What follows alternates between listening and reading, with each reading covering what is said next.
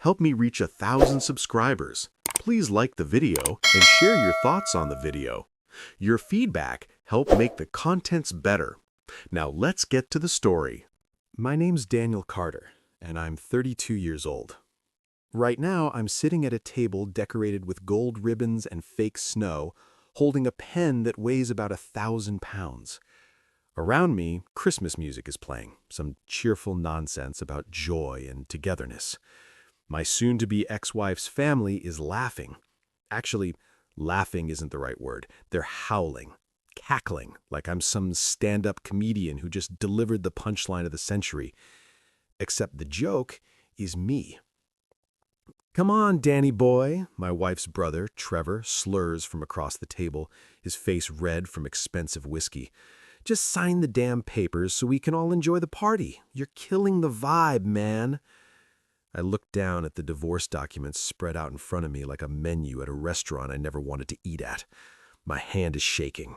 Not from fear, from rage, from humiliation, from the kind of pain that sits in your chest and refuses to leave.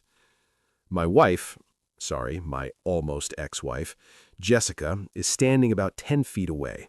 She's wearing a red dress that probably cost more than my car payment.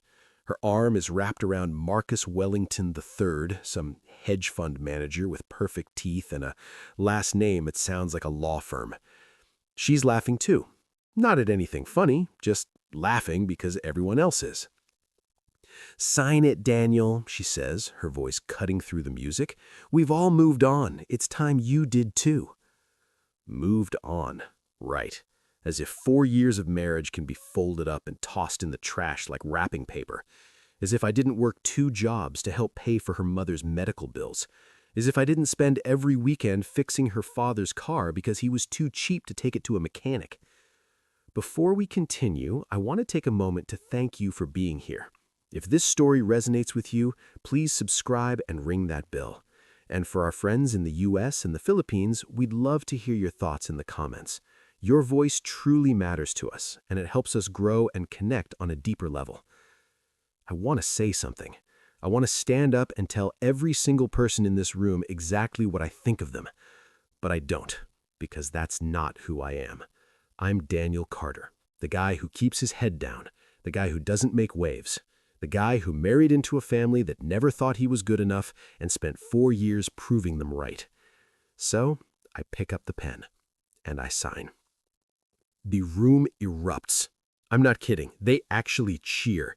Trevor pumps his fist in the air like his team just won the Super Bowl. Jessica's mother, Patricia, raises her wine glass and shouts, "Finally! Welcome to the family, Marcus!" Marcus grins and kisses Jessica on the cheek. She giggles. Actually giggles. I stand up, leaving the papers on the table. No one notices. They're too busy celebrating. I walk toward the door, my vision blurry, my chest tight. Someone bumps into me, Trevor probably, and mutters something about not letting the door hit me on the way out. I don't respond. I just leave. Outside, the cold December air hits me like a slap. The parking lot is full of luxury cars, BMWs, Mercedes, a couple of Teslas. My beat-up Honda Civic looks like a janitor showed up to a black tie event. I sit in the driver's seat and grip the steering wheel so hard my knuckles turn white. And then my phone rings. I almost don't answer. I'm not in the mood to talk to anyone. But the caller ID says unknown number, and for some reason, I pick up. "Is this Daniel Carter?" a woman's voice asks, professional, calm. "Yeah," I say. "Who's this?" "My name is Margaret Strickland. I'm an attorney with Harrington and Associates. I've been trying to reach you for the past 3 weeks, Mr. Carter. It's regarding your father." I freeze. "My father?" "Yes, Richard Carter. I'm very sorry to inform you that he passed away 2 months ago." The world tilts. Richard Carter, my father. The man who left when I was 8 years old and never looked back. The man I haven't spoken to in 20 years. I didn't know," I say, my voice hollow. "I understand this is difficult," Margaret continues, "but there are some matters we need to discuss. Your father left behind a considerable estate, and you are the sole heir." I laugh. I can't help it. It's a bitter, broken sound. "An estate? Lady, my dad was a deadbeat. He didn't have 2 nickels to rub together. There's a pause. Then Margaret says very carefully, Mr. Carter, your father was the founder and majority shareholder of Carter Industries. His net worth at the time of his death was approximately $4.7 billion. I dropped the phone. Let me back up a little. Let me tell you how I ended up in that parking lot, in that car, in that life. I grew up poor, not the kind of poor where you struggle a little, the kind where your mom works 3 jobs and you still eat cereal for dinner because it's all you can afford. My dad left when I was 8, and my mom never talked about him, just said he was gone and that we were better off without him. By the time she died, I was 19. Cancer. By the time we caught it, it was too late. I dropped out of community college to take care of her, and after she passed, I just drifted. I worked construction, then at a warehouse, then as a delivery driver. I wasn't going anywhere. I wasn't anyone. Then I met Jessica. She was beautiful, smart, from a family with money, not insane money, but enough that they belonged to a country club and took vacations to Europe. I have no idea why she chose me. Maybe she liked the idea of a fixer-upper. Maybe she thought I was a project she could improve. For a while, it was good. Her family tolerated me. Her dad, Robert, gave me a job at his company. Middle management, nothing fancy, but it paid the bills. I thought I was building something. I thought I was finally going to have the life I'd always wanted. But somewhere along the way, I became invisible. Jessica stopped looking at me. Her family stopped pretending to respect me. I was the help, the guy who fixed things and kept quiet. And then she met Marcus. I found out about the affair 6 months ago. I didn't confront her. I didn't scream or throw things. I just asked her if it was true. She said yes. She said she wasn't happy. She said I wasn't ambitious enough. She said she wanted more. I asked if we could try to fix it. She laughed and said there was nothing to fix. She'd already moved on. The divorce was her idea, but her family turned it into a spectacle. They insisted on doing it at their annual Christmas party, said it would be cleaner that way, said it would give everyone closure. What they really meant was that it would be fun, that they could finally get rid of the guy who never belonged. I pick up the phone. Margaret is still on the line. Mr. Carter, are you still there? Yeah, I say. I'm here. I know this is a lot to process, she says, but we really do need to meet. There are documents to sign, assets to transfer. Your father's estate is complex, and there are time-sensitive matters that require your attention. When? I ask. Tomorrow, if possible. I'm based in Manhattan. Can you come to our offices? Manhattan. I live in New Jersey. It's a 2-hour drive. But I don't have anything else to do. I don't have a wife anymore. I don't have a job anymore. Robert fired me the day Jessica asked for the divorce. Yeah, I say. I'll be there. Excellent. I'll email you the details. And Mr. Carter? Yeah? Congratulations. Your life is about to change. She hangs up. I sit in the car, staring at nothing. $4.7 billion? It doesn't feel real. It feels like a mistake, like someone's going to call back and say they got the wrong guy. But deep down, in the part of me that's been beaten down and humiliated and told I'm not good enough, something else is stirring. It's not hope. It's not relief. It's anger. I drive home. Well, to the apartment I've been renting since Jessica kicked me out of the house. It's a 1-bedroom in a building that smells like mildew and regret. I don't sleep. I just sit on the couch, staring at the email Margaret sent.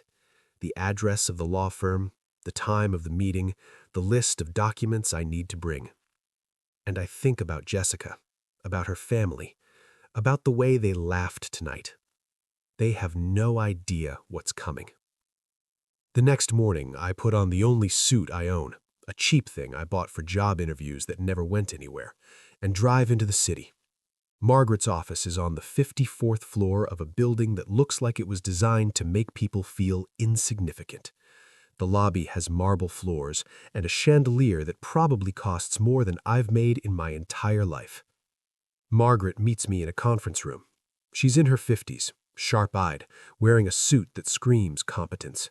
She shakes my hand and gestures for me to sit. "Thank you for coming, Mr. Carter." "Call me Daniel," I say. She nods. "Daniel, let's get right to it. Your father built Carter Industries from the ground up. It started as a small tech company in the 90s and grew into one of the largest software development firms in the country. He never remarried. He had no other children. You are his only heir." "Why didn't he ever contact me?" I ask. She hesitates. "I can't speak to his personal reasons, but I can tell you that he followed your life closely. He knew about your mother's death. He knew about your marriage. He left specific instructions that you were not to be contacted until after his passing." "That's weird." "Perhaps, but his will is very clear. Everything goes to you. The company, the properties, the investments. All of it." She slides a folder across the table. I open it. There are numbers on the page that don't make sense, commas in places I've never seen before. "Is this real?" I ask. "Yes." "And it's mine?" "Yes." I lean back in my chair.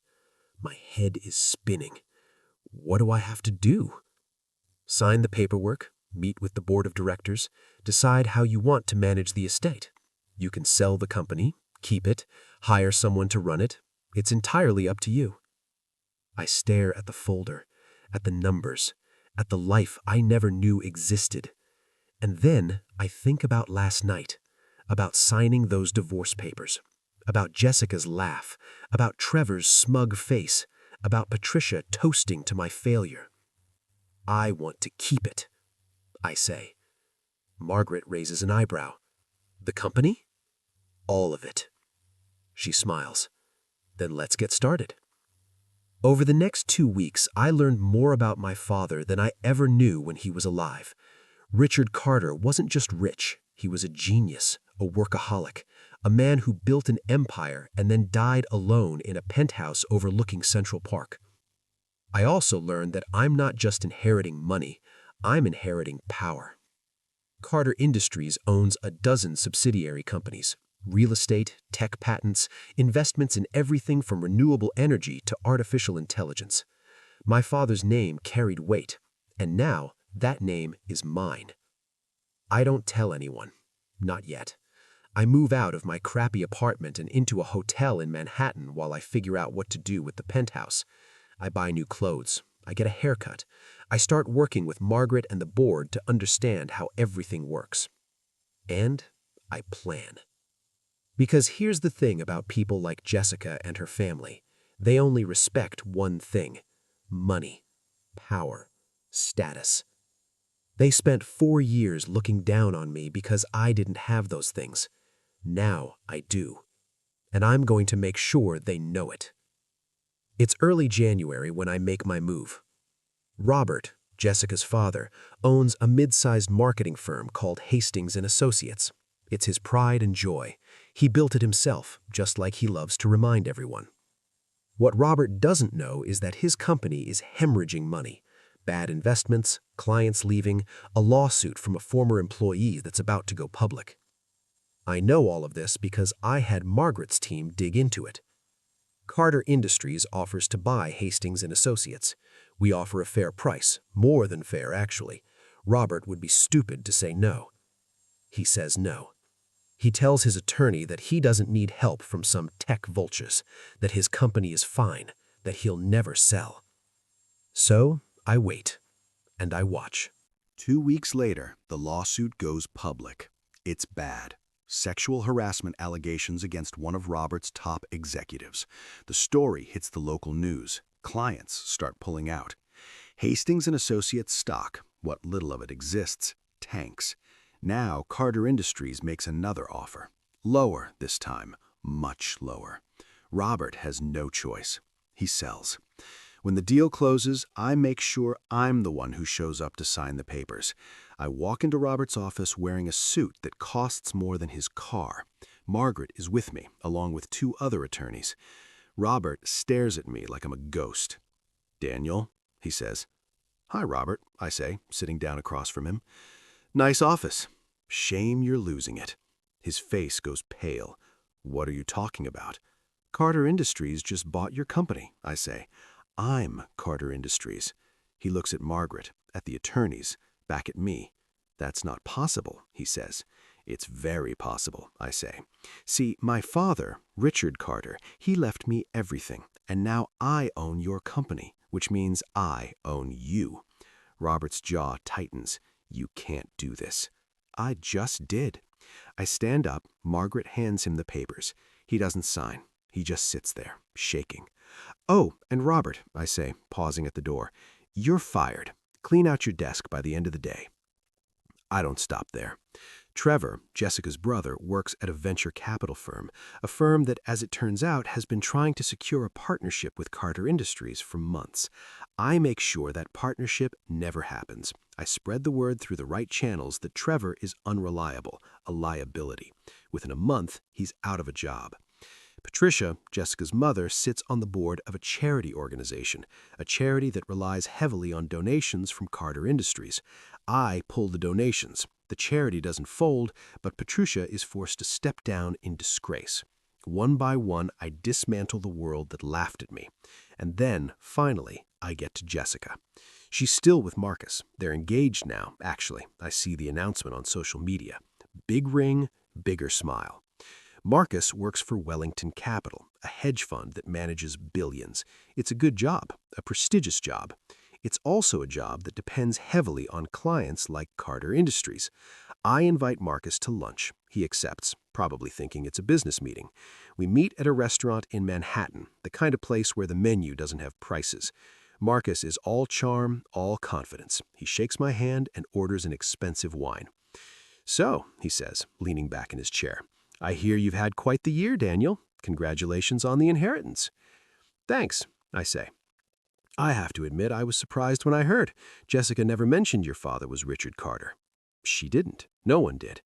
Marcus smiles. "Well, I'm glad we're getting a chance to connect. Wellington Capital would love to discuss some investment opportunities with Carter Industries."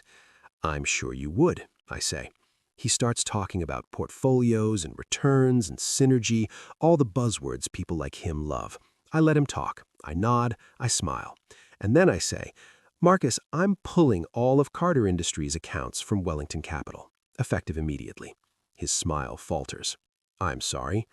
"I heard you. We're done. I'm moving everything to a different firm." "But that's over $3 billion in managed assets." "I know.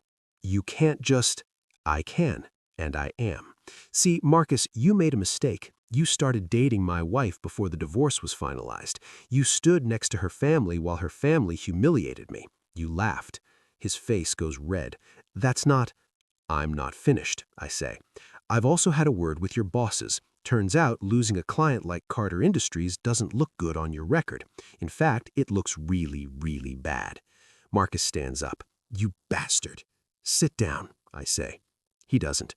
"Fine, leave. But when you get back to the office, you'll find out you don't work there anymore." I watch him storm out. I finish my wine, and I smile. The final piece comes together in February. Jessica calls me. It's the first time we've spoken since the divorce. "Daniel," she says, her voice tight, "we need to talk." "Do we?" I say. "My dad lost his company. Trevor lost his job. My mom had to step down from the charity board. And now Marcus—" "Yeah, I heard about Marcus. Tough break." "Did you do this? All of this?" "Yes." There's a long silence. "Why?" she finally asks. "Because you laughed. You and your family. You treated me like garbage. You made me sign divorce papers at a Christmas party like I was some kind of joke. And now you know what it feels like." "Daniel, I'm not finished," I say. "I want you to know something, Jessica. I didn't do this because I still love you. I don't. I did this because you needed to learn that people aren't disposable, that actions have consequences, and that the man you thought was worthless is worth more than your entire family combined." She starts crying. I hang up. A week later, I get a letter. It's from Jessica. She apologizes. She says she made a mistake. She says she wants to try again. I throw the letter in the trash. Because here's the truth. Revenge isn't about getting even. It's about showing people who you really are. It's about taking everything they thought they knew and proving them wrong. I'm Daniel Carter. I'm 32 years old, and I'm not the man they thought I was. I'm so much more. So that's Daniel's story, from signing divorce papers in tears to becoming the man who controlled everything. Sometimes the people who laugh the loudest end up with nothing to smile about. Now I want to hear from you. Drop a comment below and tell me where you're watching from. Are you Team Daniel, or do you think he went too far with his revenge? A huge shout out to our viewers from the United States and the Philippines. You guys make up the heart of this channel, and your comments and support keep these stories coming. Whether you're watching from New York, Manila, Texas, or Cebu, I want to know, have you ever been underestimated by someone only to prove them completely wrong later? Share your story below. If this story hit you right in the feels, smash that like button, subscribe for more revenge stories that'll leave you speechless, and hit the notification bell so you never miss an upload. Remember, never underestimate the quiet ones. They might just be planning the comeback of a lifetime. See you in the next one.